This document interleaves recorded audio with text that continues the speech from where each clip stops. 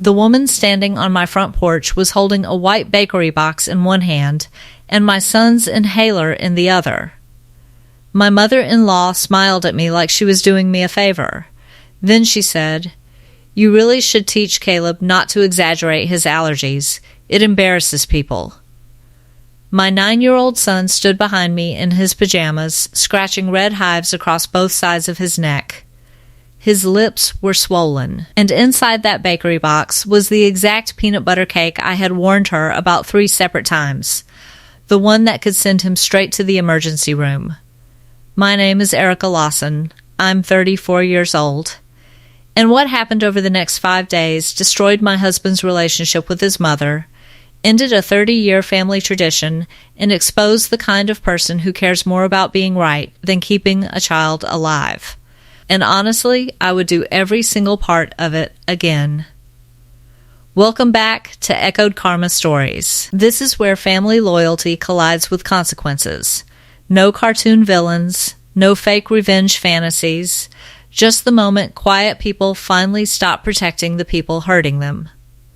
If stories like this hit close to home, subscribe now and stay with me until the end, because the last 10 minutes changed everything about how my husband saw his family. I grew up in Spokane, Washington. Only child. My dad was a mechanic. My mom cleaned dental offices at night. We weren't poor enough for sympathy, but we were poor enough to understand exactly how expensive every mistake could become. At 16, I got my first job shelving books at the public library. At 18, I earned a partial scholarship to Washington State University, and by 25, I was working as a respiratory therapist at St. Anne's Medical Center in Tacoma. That's where I met Nathan Lawson. He was funny in a quiet kind of way, the type of man who refilled your coffee before you realized the cup was empty. We got married when I was 27. Our son Caleb was born 2 years later, and 6 months after that came the first ambulance ride. Peanut allergy. Severe. Not avoid peanuts if possible. Not he gets itchy sometimes. I'm talking full anaphylaxis. EpiPen. Oxygen. Emergency room. The kind of allergy where even a cookie baked in the same kitchen can turn into a medical emergency. I understood how serious it was immediately because I worked in medicine. My mother-in-law, Diane Lawson, understood it very differently. To Diane, allergies were modern parenting nonsense, an inconvenience, a trend. Oh, everybody says their kids have allergies now. That was her favorite sentence. Her second favorite? We ate everything growing up and survived. The first time she babysat Caleb, he was 3 years old. I left detailed instructions on the kitchen counter: no peanuts, no peanut oil, no desserts unless I checked the labels myself. When I came home, Caleb had red blotches around his mouth. Diane waved it off instantly. Oh, please, it was just a tiny bite of a peanut butter cookie. He's fine.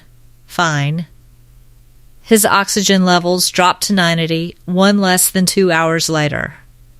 Nathan confronted her after that, and I still remember her exact response. Well, if you keep treating him like he's fragile, he'll grow up fragile. That should have been enough for me to cut contact. But it wasn't. Because family gets complicated when the dangerous person smiles while they hurt you. Art 2. The Perfect Grandmother Performance. Diane cared deeply about appearances, especially the appearance of being the perfect grandmother. Facebook posts, matching Christmas pajamas, birthday collages, comments like, "My whole world." Online, she looked warm, patient, loving. Offline, everything was a competition for control. If I packed Caleb safe snacks, she rolled her eyes. If I warned restaurant staff about cross-contamination, she sighed loudly. And if Nathan backed me up, she'd tell him, "You used to be normal before you got married." But the worst part? Other people loved her. Neighbors adored her. Church friends praised her. Nathan's cousins called her the glue of the family, so every time I raised concerns, I became the difficult one, the anxious one, the dramatic one. And slowly, without even realizing it, I started doing what a lot of women do inside controlling families. I started minimizing my own instincts. The disaster started on a Sunday afternoon. Diane called while I was folding laundry. "Family dinner Thursday," she said brightly. "Caleb's favorite foods."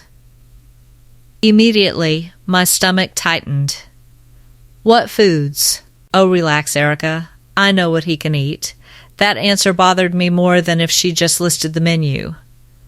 Thursday night, we arrived at Diane's house at exactly 6:12 p.m. Everything looked normal: roast chicken, mashed potatoes, salad, safe foods. Caleb relaxed almost immediately. That's the thing about children. They trust the adults everyone else keeps forgiving. Dinner went smoothly for almost 40 minutes. Then Diane brought out dessert: white cake, chocolate drizzle, and crushed peanuts decorating the top edge like confetti. My chest went cold. "Nathan," I said quietly, "that cake has peanuts." Diane laughed. "Oh, only on the outside." I stood up so fast my chair tipped backward. "You brought a peanut cake into the house?" Her smile disappeared instantly. It's ridiculous to expect the entire family to revolve around one child forever. Nathan stepped in immediately. "Mom, put the cake away." "Now," and then Diane said the sentence that changed everything. "If Caleb's allergy is real, a few crumbs shouldn't matter. Not if it's serious, if it's real." She still thought we were exaggerating. After 6 years, after hospital records, after prescriptions, after watching paramedics carry her grandson out on a stretcher, we left immediately. Or at least we tried to. Because 10 minutes later, Caleb started coughing in the back seat, then scratching at his neck, then wheezing. I pulled over before Nathan even finished dialing 911. Hives spread across Caleb's chest. His breathing sounded tight, wet, wrong. I administered the EpiPen right there in a grocery store parking lot beneath a flickering streetlight while my son cried and shook in my arms. Nathan followed the ambulance to St. Anne's. I rode inside holding Caleb's hand while the paramedic monitored his airway. I've worked medical emergencies for nearly a decade. Nothing prepares you for hearing your own child struggle to breathe. At 1:14 a.m., Caleb stabilized. At 1:42 a.m., Nathan finally checked his phone. 17 missed calls from Diane, 3 voicemails, and the last one said, "You're blowing this way out of proportion and humiliating me in front of the family." Humiliating her. Our son was hooked to monitors in an emergency room bed, and her biggest concern was embarrassment. Nathan stared at the voicemail screen for almost a full minute. Then he whispered something I'll never forget. "I think my mother cares more about being correct than Caleb being safe, and once someone says the truth out loud, they can't unhear it." The next morning, I started documenting everything. Not emotionally, professionally. Medical reports, ER discharge paperwork, photos of Caleb's hives, screenshots of Diane's text messages, voicemails, timelines, exposure details. I even requested the ambulance incident report. Because I'd seen enough family situations implode to understand one thing: people rewrite history the second consequences appear. And Diane rewrote it fast. By Friday afternoon, Nathan's aunt posted on Facebook, "Some people weaponize children to punish family members. No names mentioned. Didn't need them." Then, Diane started calling relatives. According to her version of events, I overreacted. The allergy attack wasn't confirmed. I created drama. And my personal favorite, she's always been controlling. Nathan listened quietly while the calls kept coming in, and for the first time in our marriage, he stopped defending her. Saturday was Diane's annual summer cookout. 30 relatives, neighbors, church friends, and according to Nathan, his mother fully expected us to apologize publicly for causing tension. Instead, we showed up carrying a folder.